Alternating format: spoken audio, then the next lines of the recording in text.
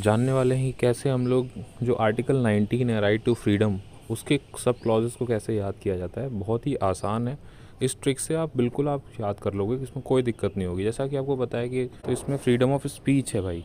पहला क्या है, फ्रीडम ऑफ स्पीच है। ओके, जो पहला वाला है वो तो याद रख लो कि स्पीच का है। तो अगर आपके पास बोलने की आज़ादी है तो आप बनाओगे दोस्त, दोस्त बनाओगे तो आप मिलने जाओगे, तुम मिलने जाओगे तो कहीं असेंबल होगे ना, किसी एक जगह पे असेंबल होगे, मिलोगे तो असेंबल होगे। तो बी वाले में क्या है, असेंबल होना पीसफुली।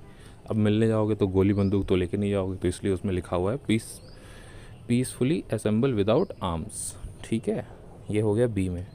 अब सी में क्या होगा, अब तुम मिले हो तो ऐसे तो मिलोगे नहीं, एसोसिएशन बनाओगे, ठीक है, यूनियन बनाओगे। तो ये सी में दिया हुआ है। अब तुम लोगों ने एसोसिएशन बना लिया, अब तुम लोगों ने प्लान किया कि हम लोग चलो कहीं घूमने चलते हैं।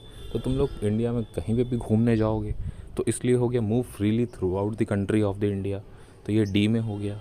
उसके बाद अब तुम कहीं घूमने जाओगे, तुम्हें कोई जगह अच्छी लग गई, गोवा अच्छी लग गई भाई, तो तुम वहाँ रुक गए, तो तुम वहीं पर रिसाइड हो गए, रहने लगे, सेटल हो गए। तो तुम्हारा ई में सेटल होना हो गया।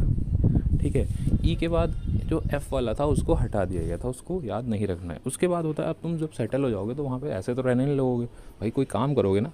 तो जी में क्या है हमारा, प्रोफेशन करोगे, कोई भी profession. So that is it. तो पहला हो गया स्पीच, बोलोगे। दूसरा हो गया दोस्त बनाओगे तो असेंबली, असेंबल हो गए एक साथ, ठीक है, बिना आर्म्स के, बिना गोली बंदूक के आर्म्स। फिर उसके बाद तुम तीसरे में सी में क्या होगा, तुम एसोसिएशन बना लोगे। एसोसिएशन बनाने के बाद फिर तुम जो है घूमने जाओगे, तो मूव फ्रीली डी में हो गया, फ्रीली हो गया। उसके बाद तुम वहाँ ऐसे तो रहोगे नहीं, तो वहाँ तुम सेटल हो जाओगे, तुम्हें कोई चीज़ अच्छी जगह लग गई तो सेटल हो जाओगे, तो लास्ट में ई में सेटल हो जाओगे। उसके बाद एफ़ वाला हटा दिया गया है, याद रखना, एफ़ से डैश डैश ऑफ, तुम्हें जानते हो एफ़ का मतलब क्या होता है, तो डैश डैश ऑफ कर दो, ठीक है, वो हट गया है। और लास्ट वाला है, अब तुम रह रहे हो किसी, सेटल हो गए हो, तो वहाँ पे कोई काम भी करना पड़ेगा, तो इसलिए प्रोफेशन का है लास्ट में कि कोई भी तुम प्रोफेशन कर सकते हो, दैट इज़ जी में है।